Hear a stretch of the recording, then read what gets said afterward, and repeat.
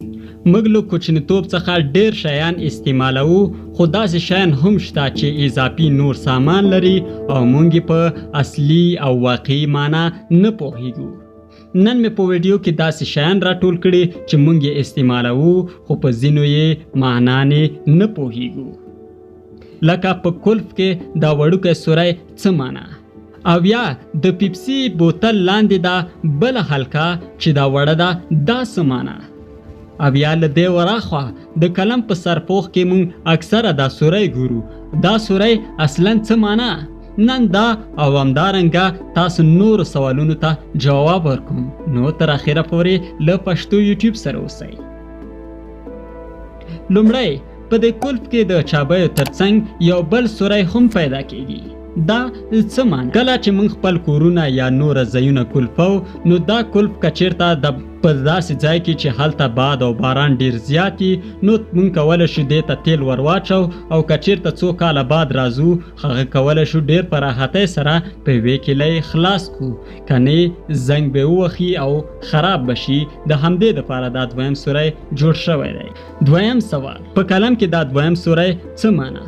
د قلم په څوکه کې دا سوری د دې دپاره دی که چیرته رواني مریضان او یا ماشومان دا په خپل خولې کې وهي او دا قلم یې تیر شي، نو تر اولیا مرستو را رسیدو او ډاکټر را رسیدو پورې هغوی ژوندي پاتې شي او ساه واخلي.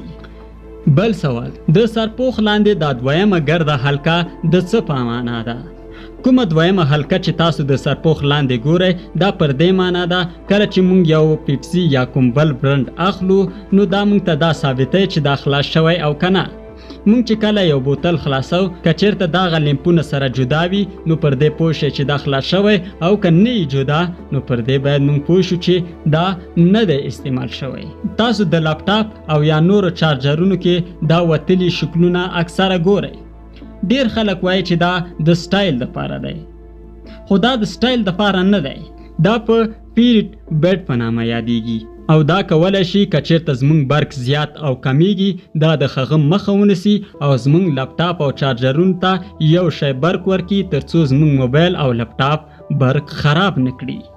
تاسو په ټي شرټونو کې دا په څنګله کې دا ګرده حلقه اکثره وینئ، او ډیر خلک وایي چې دا څه معنا لري. د دې تاریخچې ته که چیرته موږ وګورو، اول دا د نظامیانو په لاسونو کې وو چې هغوی به پروت خواړه دا ډیر کلک وو او د دوی څنګلې به نه خوږېدلې او نه به هم جامش کېدلې او په دې باندې به دوی تلل. خو په 50مه لسیزه کې د پوهنتون شاګردانو دا د موډ نړۍ ته راوړل او دا په ټي شرټونو کې استعمالول. ولې ټول پین کوډونه 4 رقمي عددونه دي؟ دا کوډ یو سکاټلنډي سړي اختراع کړ چې د جیمز کوټ پیلو په نامه و. اول دا 4 رقم نه و، 6 رقم و، او د ښځې به هره ورځ دا هیراو، او ده ته ویل چې دا ډیر زیات دی، نو ده هم 4 رقمونو تراکوز کړ ترڅو ښه یاد شي. شرطونو په دې شاته ځای کې دا حلقه څه معنا لري؟ یو د پرتکرار ترینو سوالونو څخه.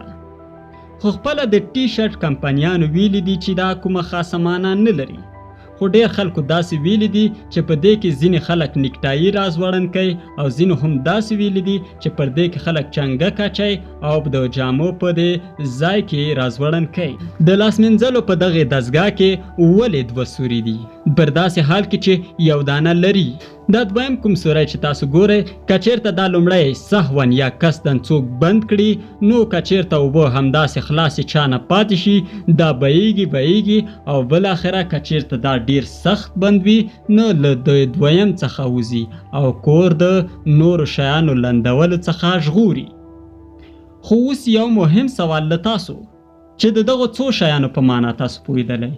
د کومنټ په بخش کې راته ولیکئ او ویډیو در سره لایک کړئ، چینل باندې یو سبسکرایب هم در سره ووهئ. آرام او آباد اوسئ.